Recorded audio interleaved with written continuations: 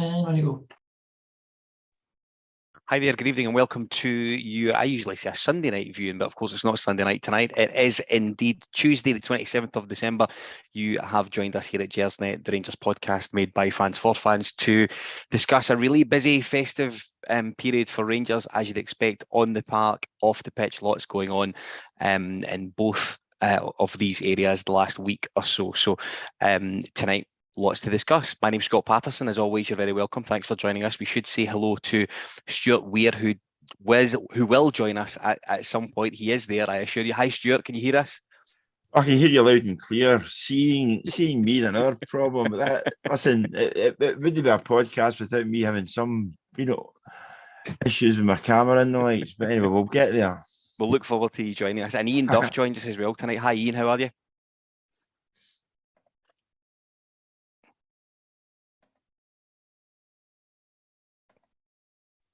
There we go.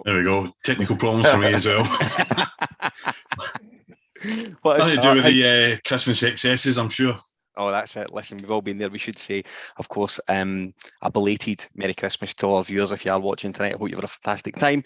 Busy, as I think we all know, but I hope everyone's had a great time. So, Ian, we'll start with you. It's obviously been a really busy festive schedule with Hibs at Ibrox, and then 2 trips up to the north of the country. I think even after Gio left and Michael Beale came in, there were 3 games that I think, not necessarily a Hibs game, but the trips up to Aberdeen and Dingwall were games that you thought, I don't know if I fancy that this close to Christmas, Yeah, I think we were all 3 of them, I think, were sort of quite tricky fixtures and easily games that we could have tripped up on, and we came close to doing that, to be honest. But fair play, they pulled it off in the end, and we've come out relatively positively at the 3. Well, very positively at the 3 games.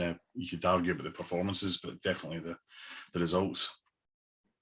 Stuart, the one that kind of the Dingwall trip, I think, was the one that I was probably most concerned about, just because of how it sat for maybe the fans going up and maybe dragging them through the game, having to get up there to Dingwall and back so close to Christmas, etc. That was actually the game I was a wee bit more concerned about. I don't know what you felt going into that game, particularly after Aberdeen and how we scraped by up at Pittodrie. Yeah, I always think going to Dingwall, it's one of these places that never really lends itself to a comfortable visit. It's either Ross County are up for it, or it's windy, or it's wet, or it's whatever it is, Yeah. And I think that part of it makes it difficult in itself. Add to that the fact that the 2 previous games that Rangers had played had looked like something out of the Globetrotters. You score, then you'll score, and then eventually we'll win. And I think that made it a tad more exciting than it should have been. Yeah. But all in all, a successful couple of away trips, as you say, to the furthest most corners of the Scottish Premier League. Absolutely. So listen, before we get into the nuts and bolts of Friday night, I want to say a special hi to our friends at Forest Precision Engineering, subcontract Glasgow-based engineering company who have been supporters of the club, both commercially and like you and I are, for many, many years now, and we're honoured to have them back in the pod this season. You can check them out online, forestprecisioneng.com. That's forestprecisioneng.com, 2 R's in Forest. Don't forget, you can also visit their Precision Executive Lounge, which is a new hospitality area within the main stand at Ibrox. Beautiful facility, we have to say. If you want to book, then you can. Take the opportunity and send hospitality@rangers.co.uk an email, and you may be lucky enough to get in and sit for a game in the last half of the season. Ian, the team news from Ross County, I think, raised a few eyebrows on Friday. Certainly in the WhatsApp chat for the Gersnet guys, it did. We were a bit surprised maybe to know that Alan McGregor wasn't going to be starting. Of course, at that point, I think a lot of people felt he was maybe going to be dropped because of the free kick at Aberdeen.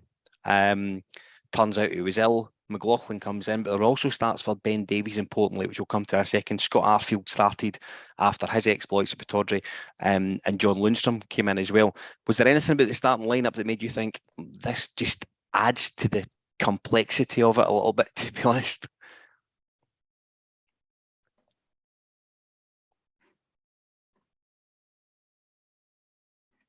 You're on mute again, Iain.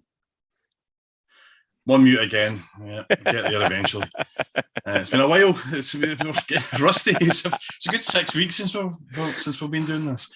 I mean, you don't want to be forced into changes, do you? Really, that's the thing. So if you want to make a positive change, with your goalkeeper, for instance, that's good. But if you're forced into it, then it's never a great situation. But with McGregor and McLaughlin as well, to a certain extent, I don't think either of them are really the what we should be looking at in terms of goalkeepers. They're both potentially great shot stoppers, but it's all the other things that come with it that are the concern. So I mean, but I don't think we'll be changing the goalkeeper anytime this season in terms of the personnel. So it'll be one of the two, or potentially, I suppose, one of the three. But at this stage, there doesn't look like there's much opportunities for McCrory. But in terms of the rest of the lineup, I was actually quite surprised that Arfield get brought in, because despite the fact that he did so well when he came on at Aberdeen, I think his main role, or his best role, is as an impact player now. Yeah. I mean, I think bringing him on as a sub, it changes the way the team operates, and certainly in the games that he's been brought in recently, and that's where he operates better. I don't think him starting the game is necessarily the best thing, and I always find it surprising when players get brought on as subs and have an impact, and then there's a clamour for them to start the next game. Why do that? I mean, why not have that in reserve as your, it's like, if somebody comes on and can change a game, or can put new life into a game or something, then that's a perfectly valid position to be in. So why the clamour for players to suddenly start the next game? I've never understood that, and I don't think it really particularly works. I don't think Arfield was great against Ross County, but he certainly earned his wage that last week with his goals at Aberdeen. He surely did. Stewart, I referred to Ben Davies coming in, and I think a lot of people assume that Goldson and Davies, once someone waves a magic wand and we've got everyone fit, utopia. And we know that Goldson and Davies are going to be apparently the sort of two centre-half pairing that we largely expect to see. And I appreciate Davies hasn't been involved that much of late. He got caught out twice in the first half, both of which could have led to goals. First one was the looping cross across to the back post, and McLaughlin makes a really good save, good reflex. But the second one, he got turned quite badly for pace, and the guy just screws it wide of the post. I think for a guy that you're spending such a huge amount of money on through no fault of his, you're maybe expecting a bit more solidness from him, if you like. Does that make sense? Yeah, I mean, I think you need to take into account the fact that there is still a kind of finding our feet in this one, with two centre backs that have been out and haven't really played that much, and even if it's down to a positional sort of thing that you're not quite sure who's going where at what time, or who's going forward, who's maybe taking the central runner, or who's peeling off, that kind of thing can come into play. And also the fact that he just wasn't as much sharp as I think possibly the Rangers management thought he was going to be. It's fine, looking quite good in training, given the fact that if you're in training with Rangers, you're probably up against guys who are still on the treatment table when you're out on the practice pitch. But no, I think it's a relationship that will come eventually. Yeah, I mean, I think it'll be interesting, because we know that John Souttar's going to come in, albeit I don't think we're really entirely sure about how reliable he's going to be. We know that Hilander is going to appear, but we reckon he'll disappear again at the end of the season, and rightly so. It's before you think about guys like Leon King, who I think has been thrown into things this season Iain, and he will probably look back at maybe this is his introduction season, and the headline will probably be how the Champions League games have formed him, and it's been a really tough lesson for him to play as a centre half for Rangers, hasn't it? Yeah, I mean, it's obviously it's not the ideal situation for him to come into the team, but it couldn't be a tougher test. So if he can come through that and he learns from it, then it's, as they say, character building, isn't it? So, it's not what anybody wants to see. It's not what he wants to have to do. But, if he can learn from that, and, it helps him become a better player, then, that's a positive to take from it. In terms of the centre half situation, I mean, who really knows? I mean, with Suter, we don't know what his injury situation is going to be like. I mean, I think I read today that he's possibly coming back at the end of the month, but or next month, was it? I'm not sure. And Helander, I don't know what where he is. the talk is with Helander. I don't really know, but I mean, again, it's a bizarre one that he seems to be, permanently injured. I mean, like so many others. I mean, we've just had, it's been, incredibly bad luck, you'd have to say, for this season overall, with the injuries we've had, and maybe it's arguably it's a culmination of events. I mean, it's the same players, I suppose, in some ways, that have been sort of asked to come back time and time again, but then Suter's not, and you could hardly say Helander's been overplayed over the last couple of seasons, so maybe that's not the case at all. But yeah, for King, really, he's done as well as you would expect, perhaps, in the situation he's been put into, because it's not just him playing, it's who he's been playing with. It's been a different partner every week, and sometimes it's not even a recognised central defender or any, even a defender that he's playing with. So it's been a really tough gig for him. I'll stick with you. John Lundstrom came in after not starting at Pittodrie, started at Dingwall, and he, of course, as we now know, he made the difference in the night. Good work from Fashion Scala on the right hand side, cut it inside. It was a really good drive from John Lundstrom. I think that is exactly the John Lundstrom that you're looking to see between now and beginning of May. That sort of role of him roaming forward and getting into areas where he can pull the trigger. Yeah, I mean, that's what you want from a defender, or a midfielder like that. We don't want him in defence for a start. I mean, that's hopefully that's an emergency and it's been resolved. But we don't want to see him back there. But also, he has the ability to push forward and he can drive forward. We saw it last season as well, in a few occasions where he got forward and he scored goals. So we need that to, we need our midfielders to be scoring goals. I mean, that has been part of the problem throughout this season, is that we've not been getting the contribution that we've maybe been hoping for from the midfielders. So yeah, definitely want to see him pushing forward more. And Stuart, both guys who were involved in the goal, Sakala and Lundstrom, I think, do you know that way? I think both, there's a bit of doubt over how Michael Beale was going to use both these guys. Indeed, if he was going to use them, in the case of Lundstrom, of course, Lundstrom was there when Michael Beale was there with Steven Gerrard.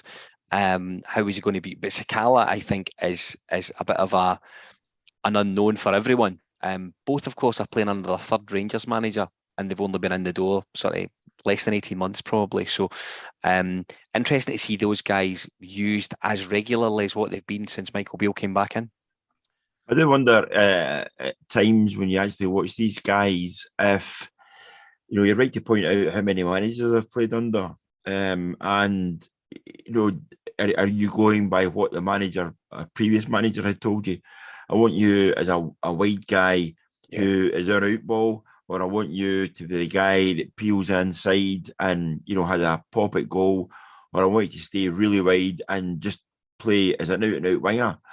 And somewhere along the line, he'll have been instructed as to exactly the role he has to play. Whether he's up to playing that role or not is a different story. But until such times as, I think it will take these guys, I think it will take them a good, half dozen games to get up to speed to exactly know what Michael Beale is looking for. It's kind of ironic because I was looking at I was watching. It came up on social media. Rangers playing Dundee United in 1986. Just signed Graham Roberts. Yeah, you know, and watching that game and remembering the the fact that Rangers are a partnership up front of Fleck and McCoist, and how it took the two of them a wee while to actually form a relationship. And once they get going, they were they played really well off each other. Yeah. But initially, you have people basically saying this guy is not any better than anything else we've got, or why are we playing with this guy, or X, Y, and Z, And I think sometimes it takes a wee while just for people to find their feet in a system or the manager's system. Yeah. Yeah, I think that, in the case of Sakala, and I think I've said on Gersnet before, he's a really frustrating. He actually reminds me a lot of Nacho Novo. Sort of head down, bottom in the air, and just run in some cases. Ian, I don't know where you stand on Sakala and how much you expect him to. I mean, there's, like it or not, there's an argument at the moment he's been involved through necessity because of the options that Michael Beale has, and we know that he can play on the flanks. We know he can play on the right hand side. It'll be very interesting to see how he is used once we do have that fuller squad of fit players. Yeah, I mean, I think his contribution is going to be, if at all, will be from wide parts of the pitch. I mean, he's not a central striker at all. I don't think that's his forte. I think coming in from the wing and cutting inside is where he is. I quite like that comparison with Novo. I suppose the difference with Novo is that he knew where the goal was and got a lot of goals. So a lot of his limitations, I suppose, were sort of overshadowed by the fact that he managed to put the ball in the net. Sometimes you couldn't believe it. He put the ball in the net because he just sort of flipped it, basically. But he was there in front of goal to put it in, and that's 90% about what a goal scorer is about. It's just being in the right place at the right time and getting your foot on the ball and putting it in. However that happens. Sakala doesn't seem to have that sort of knack really so much. I mean, he gets chances and misses chances, and he scored a few goals, but I don't think he's quite as prolific as Novo ever was. But yeah, I suppose they're both players that are, that were. Yeah, they wouldn't necessarily, in an ideal world, you wouldn't necessarily pick them as your first choice in your starting 11, but they have contributions to make. And I like Sakala a lot. I like his enthusiasm. I like his hard working. I like the fact that he doesn't like, he keeps his head up and that sort of thing. And these are all sort of cliches, but they're also important. Signs of character and things like that. And that's what we need. And it's at times, and it's something we've been sadly lacking at times over the last season or so. So yeah, I hope he does well. But I genuinely think that in an ideal world where everyone's fit, if that ever happens, and everyone's playing to the best of their abilities, I don't think he would be a starter, but certainly has potential to contribute. Yeah, indeed. Second half comes at Dingwall, and listen, I felt the second half was a lot of huffing and puffing from both teams, to be perfectly honest with you. I didn't think there was a lot happening at all. Two chances that come to note for me were Rabbi Matondo came off the bench, and I want to speak about him shortly. He had two really good chances, forced a really good save from the Ross County goalkeeper Ross Laidlaw. It bounced very quickly out to Morelos, and he couldn't adjust his feet to sort of tap it in. Second one, I felt he was a wee bit lazy with when he was clean through. He's just got to do better with that when he's screaming through and goal with no one near him. Stewart, one thing I think as Rangers fans we always like to see is a young Scottish boy coming through and sort of living the dream, all that sort of birthday card nonsense. I do wonder why Alex Lowry's maybe not been given more of an opportunity than what Rabbi Matondo is at the moment. Excuse me, you're not alone. I think you only need to sort of have a glance through social media, especially maybe about 10 minutes into a match, and you suddenly realise this guy's got his own, his own supporters club out there, advocating that he should be starting just about every game. And I think sometimes, as I said previously, it takes managers a wee while to either get to know who the players are, or the biggest word of all is to trust the players. Yeah. And we've seen this throughout the history of Rangers, that certain players have taken a hell of a long time to actually crack it under certain managers. But once they do, then they're kind of, they're in with the bricks sort of type thing. And I think he might be one. That, as well as the fact that he's still seen as being relatively young and inexperienced. And I think right at this minute in time, a bit like, McCrory in goals, I think Michael Beale would prefer to be slaughtered for using the tried and tested than giving youth its head or its chance and it not coming off for him. I think there's maybe a bit of a fear factor in there for the manager as well, which means it's not ideal for the player. I've always thought that if you're good enough, you're old enough. Agreed. And until such times as that changes, or the manager puts a bit more trust in the player, I think it's could be a frustrating time for any youngster just now trying to get into that squad. Yeah, listen, I think you're absolutely right. Ian, I was surprised to see, I was really surprised to see Matondo brought off the bench ahead of Lowry, purely because he's really, we now know he's back to a standard of fitness where he can play, he can be involved, and he's went through that injury that he had. It's surprising for someone who is so highly rated to not be involved in a game up at Ross County. With all due respect to Ross County, we were winning. I think he could have got 20 minutes in the legs. You may see him tomorrow, which I understand. I just wonder if and I think I know the answer to this myself, but the price tag that we've put out for Matondo almost certainly means that for us to see a return from that, he needs to play and he needs to get game time, but he has to produce. Yeah, I mean, I don't know if managers take that sort of thing into account when they pick their team, or when they put subs on or whatever. It might be sort of at the back of their minds somewhere, but no, I'm not sure that they would necessarily be thinking about price tags and things like that. I just think it comes down to what Stuart was saying there, is that I just think there's maybe two strands to it. One is that he doesn't quite know what he can give him yet, because he's not seen him enough and hasn't seen him playing, and then obviously the fact he's not playing makes that, that doesn't really help.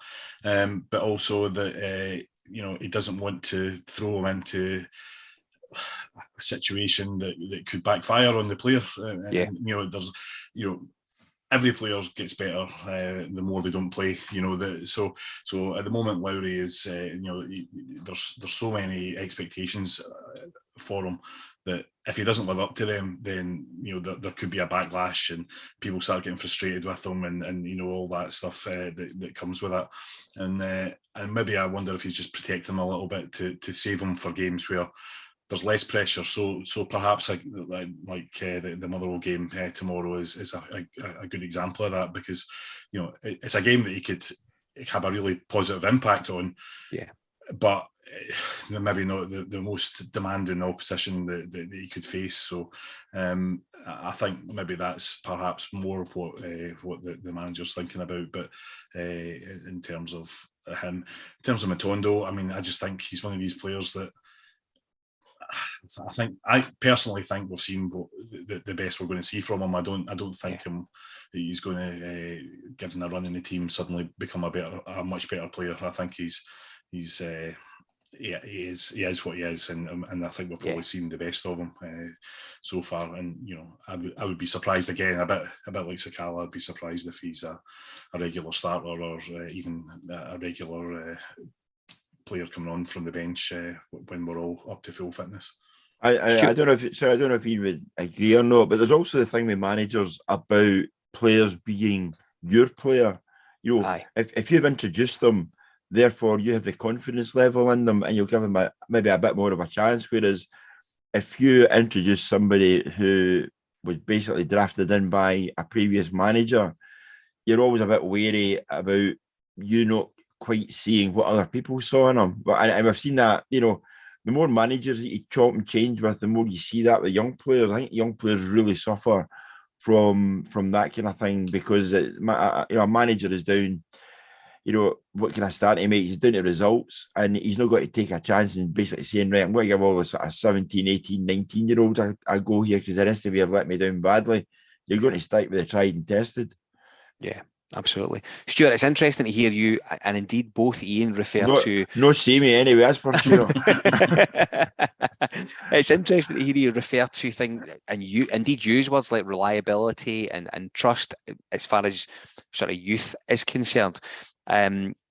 Two words that instantly spring to mind when we talk about Adam Devine, who I think it's safe to say we know at the moment he's in there, similar to others in the starting 11 just now, incidentally, are in there down to necessity because there's just no one else to play. However, the way that right back is playing at left back, I think in the last 3 games has been really impressive, and he had his best game in a Rangers jersey up at Dingwall last week. Yeah, I mean, I think he's done himself a lot of favours over the last few games. I wasn't quite sure. I have never seen him playing for the youth team or any previously, so I've only previously only seen very fleeting glimpses of him. So I wasn't really sure what to expect from him. But I don't think he's not, the finished article by any stretch of the imagination. Yeah. And the fact that he's playing out of position probably isn't helping him any. But the fact, like you say, the fact that he's played relatively well, and especially in the last game, I think played really well out of position. It says a lot for him. It is difficult playing at fullback when you're playing on the wrong foot, if you like. So, he's done well, and I think he's definitely, he's staking a claim. I mean, again, come back to that old debate about Tavernier. Is he, undroppable, which everyone seems to think he is, and quite rightly, no matter how badly he plays, he's a leader, and he's the captain, and he usually steps up to the plate, and he's there, and he's shown lots of character. So I wouldn't drop him personally, but I know there's a lot of people who think he should be. So if and when we're in this sort of stage of the season where we can take a few more chances, then perhaps he'll get a run at right back as well. Yeah, listen, a right-footed left back. Penny for your thoughts, Dennis Irwin. I remember being brought up with Dennis Irwin, who played left back for Man United, and he couldn't use his left foot particularly well. So, but listen, I think Adam Devine has been really good, and I think considering Borna Barisic is now back in the country and training well and available for selection, indeed tomorrow and for the Old Firm game in the second, I think it'll be interesting to see what Michael Beale does. He's definitely got a couple of decisions to make. Stuart, I want to come to you next. One of the things that I think we have noticed as supporters is the openness and the general change in tack that we're getting at press conferences and the information that we're getting in press conferences. Supporters, as fans, we love that because that's what we're looking for. Sort of good communication, lots of info, something to go and speak to your pals about, and indeed do what we do. From your perspective, a media man, what's that like? How do you think the change in tack affects what you guys do Monday to Friday, having a guy that's sort of changed the ways from what Gio done? I think it's frustrating for newspaper guys because you're always looking for direct access for certain things, and when you are denied that, and you see others getting access who are not necessarily, all because there's an element of paranoia in all of this that newspaper guys can't be trusted because they might have their own ideas or might put their own thoughts down in paper. Yeah. Whereas other people, I think, right at this minute in time, are in there and being given access without actually criticising anybody. Yeah. Without actually without actually making the demands that the press would make. And I think that is not only an unlevel playing field, I don't think it's particularly helpful. I think at times you have to hold people to account, and I think that accountability hasn't been there at times when the board has come under particular scrutiny. I look, for instance, at the amount of money, the 27 zillion pounds that Rangers were going to make from the Europa League and the Champions League qualification. And then it was like, oh, well, it was never actually going to be that. Well, why did you perpetrate that myth time and time and time again? Yeah. If I had been a journalist and somebody had been telling me that, off camera, I would have absolutely lost the plot with whoever was sitting at the other side of the table telling me these things, because basically they are untruths and fabricating. Fabricating. I would prefer to look upon it and give people the benefit of the doubt and just see they've been economical with the facts and the real detail. I've had this several times over. I've had some, blazing rows at Ibrox when Archie Knox was Walter's assistant. I still got on fine with Archie. He stopped threatening me. But it was like, you have to basically tell some, explain to people at different times. I am not here to try and stitch you up. I'm here to try and get an element of fact and detail into whatever I'm writing. So I don't look the idiot or look the fool, because all that happens then is, and I don't think anybody's worked this one out. If I use the analogy, if you remember a couple of years back, you had Andy Murray playing tennis, and he was everybody's favourite. And all of a sudden, everybody turned against him. Coincidentally, at the same time, he became a Sun columnist. Now, if you are only using one portal, don't expect other people to play ball with you if you're giving all your best lines to somebody else. Yeah. Yep, entirely fair. Absolutely. There's a distinct change of tact, and I think anyone looking in can. And do you know what I mean? We're just basic layman's. You know what I mean? You're in that game. It's your bread and butter. From outsiders looking in, it's quite obvious that there's a real change in approach since the new guy came in. Listen, he done his press conference for Motherwell tomorrow night. He done it this afternoon. Couple of headlines. He spoke about the injury that Stephen Davis has sustained. We'll come to that a little bit later on. Looks a real bad one by all accounts. Operation to come in January. Not good news at all. Kemar Roof, you'll remember him. He is back training, as is Anthony Cholak, potentially available for selection tomorrow. I think a lot will depend on how training will go. Certainly during the day, certainly tomorrow morning. John Souttar, Iain, absolutely back at the end of January is the latest as things stand just now, and also for tomorrow, Alan McGregor and Borna Barisic available. Iain, a lot to unpack there. I think the big headline, without going into the Davis thing, which we'll come to shortly, 2 more strikers available, which I think is really handy going into a really important couple of games. Yeah, I mean, I think it's essential, isn't it? I mean, I think we all know that Morelos at his best is our best striker, but to be perfectly honest, he's not been at his best and nowhere near it at all. So, the guy who's been scoring the goals is Cholak, and he's coming back. So, that's good news. And with Roof, again, he's been an important player in the past. He's struggled a lot with different injuries over the last 6 months to a year, perhaps. And again, I think we've missed him as a player who can make a positive contribution up front. But the biggest problem has just simply been that we're just lacking in numbers, and there's no competition, or very little competition for certain positions, and the players just haven't been performing for whatever reason, haven't been performing up to the standard that we were expecting of them. So the more players who come back, and the more that there is competition, and the more the players aren't being played out of position or whatever to accommodate that, the better. And I mean, the only thing I would say is a downside to it, if you can call it a downside, I suppose, is I feel that the return of these players is probably going to mean that we're not going to be bringing anyone in the transfer window. And I think that that dreaded phrase Michael Beale's already used it. It'll be like having 3 new signings coming back. I couldn't believe he actually said it because it's such a cliche, but it's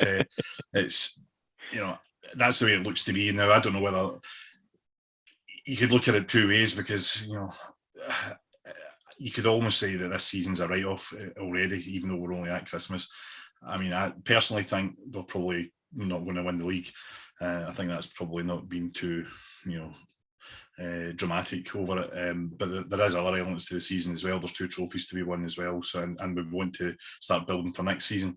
The question is, do we spend money now bringing players in? Because the January window is not necessarily the best time to bring new players in, or do we hang fire, identify the players we want and bring them in the summer? So there's 2 ways of looking at it, but it certainly feels to me as if the way things are going, the return of these players probably means that we're not going to necessarily be dipping into the transfer market in any significant way in the January window. Stuart, interesting to hear Michael Beale refer to bronze medal winner Borna Barisic coming back and being fit and ready to go. There was obviously comments attributed to him last week that he was shattered and knackered because of all the football he played across in Qatar. I do wonder if he's someone who we may see just drifted straight back into that left back position tomorrow, regardless of the form of Adam Devine, considering the Celtic game is so close now.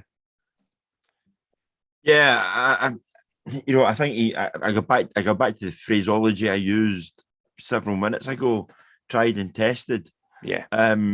He seemed to be the default setting at left back, and I don't see why that would change. You're right.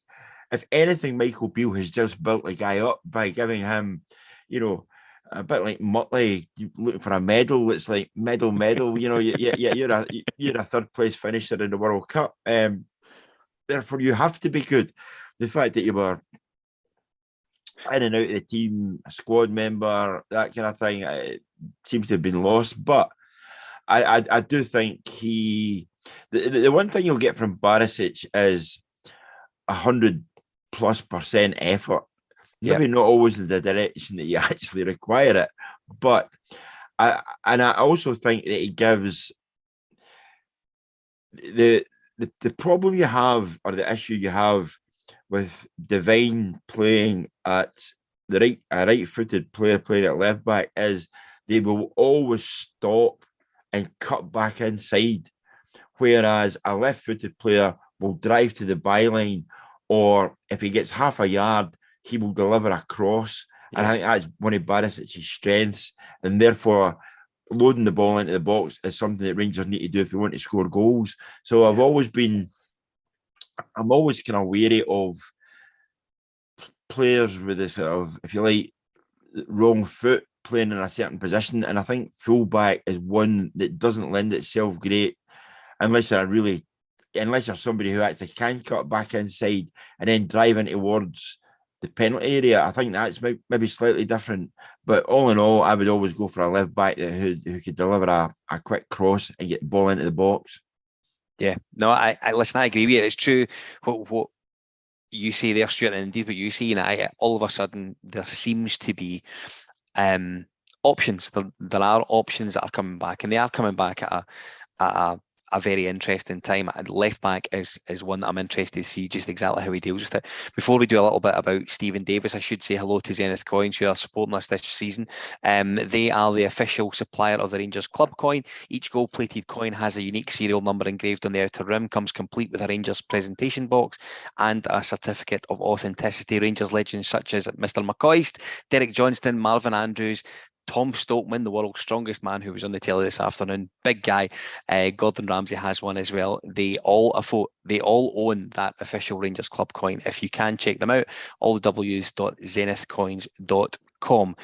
Iain, Stephen Davis, bad news. If this injury is bad as what social media was sort of branding about, there's a real risk you might not see him play for Rangers again.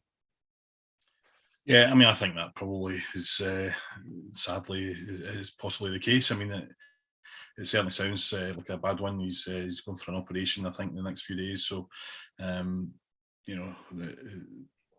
recovery time and then getting back to fitness, you would have to assume that at his age and at his stage of his career that it's one of these things that's could be the sort of full stop to his career at Rangers, or potentially his career full stop.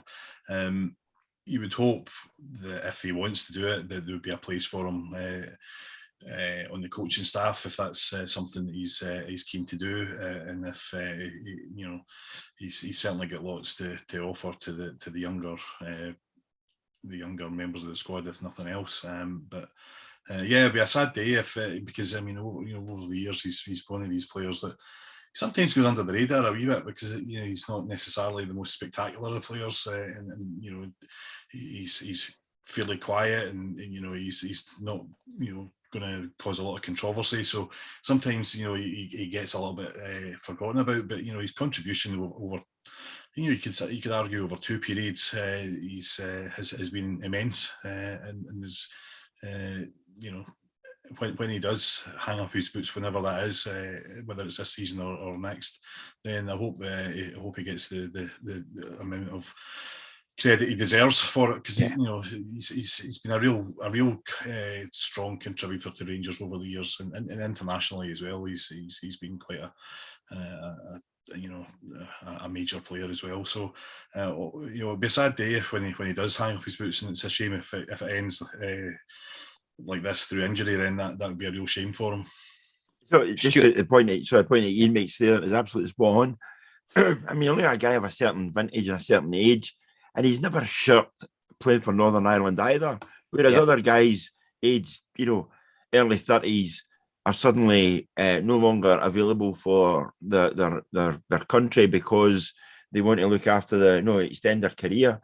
If anything, he's played even more football the further his career's gone on, and I think that's a tremendous testament to the guy's his fitness levels over that period, but also his determination to keep going, and his commitment to keep going, be that for either club or country. And this would really be for me, it'd be a really sad end. I'm still of a generation that remembers these kind of injuries were career ending, whether you liked it or not, because there wasn't any operations that you could suddenly have, and it was it's happened at a time where at the back of his mind he might have been thinking, how much more do I have to give as a professional? And all of a sudden that decision might be taken away from him, which actually might make it easier for him to say, no, I've had enough. And this would be a real, feather in the cap if he did come back from this, given how bad the injury is supposed to be. Yeah. I mean, that would just cement everything I'd said previously about this guy being so determined and so like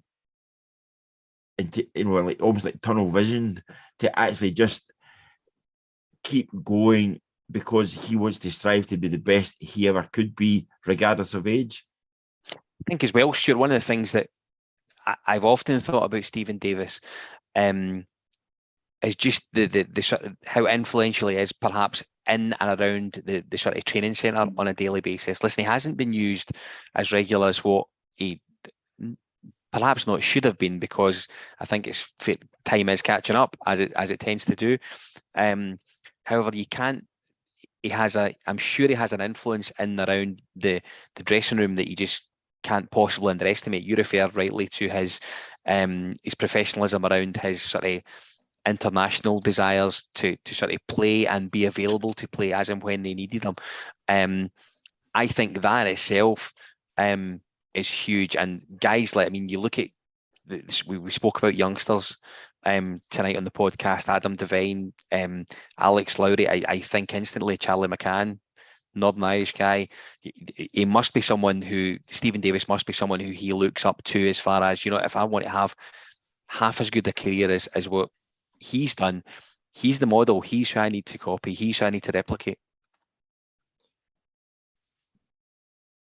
Yeah, no, I would agree with you there. Another thing is, I don't think he's the kind of guy who's particularly demonstrative. I think he's one of these guys who, if he speaks to you, you will listen, because he's not the kind of guy who'd be in your face. He would actually, take you to one side almost and explain situations and scenarios and tell you what he's looking for. I mean, I think he's one of these guys that would qualify as in American football as a vice captain. You get your captains in various areas, and I think he'd be one of the guys that would actually be the captain. I know it's Scott Arfield that does the salutes, but I think Davis is the guy who is working behind the scenes, and to be honest, I think it would make, it's down to him, but and he's either his rehab or his recovery or whatever. I think it would make a fantastic addition to the coaching staff. That is, if he's wanted or needed. Yeah, I mean, when you compare him, I suppose, with someone like Jermaine Defoe. I mean, that's exactly the same kind of correct. The same kind of qualities that he's got there. And you've got just the fact that what he's achieved in the game over a long period of time, and the professionalism as we've touched on already, and that's what you want. You want that level of professionalism around the club. You want the younger players to be able to have someone like that to look up to. So the coaching thing with Defoe didn't really work out. Really, I don't really know what was going on with that, but I think with Stephen Davis, you get something different in terms of his contribution off the pitch. But I think they're similar. They're role models, that and for the players who are there already, and I think that they could really he could really come into his own in that side of things. I've often wondered. Sorry, I've often wondered, career-wise, you can only go for so long, and we did see guys like Stuart McCall and all the rest of it, Goffey playing into their late 30s, 40s, but I always thought that Steve Davis is one of these guys who quietly goes about his business, but people take notice of what he's actually done and he's achieved. I mean, in Northern Ireland, amongst several of my contacts over there, I mean, they're heartbroken that this could happen to such a nice guy. But they've all said they've thought about this. Where does he go at the end of his career? Management and coaching might be one of the avenues.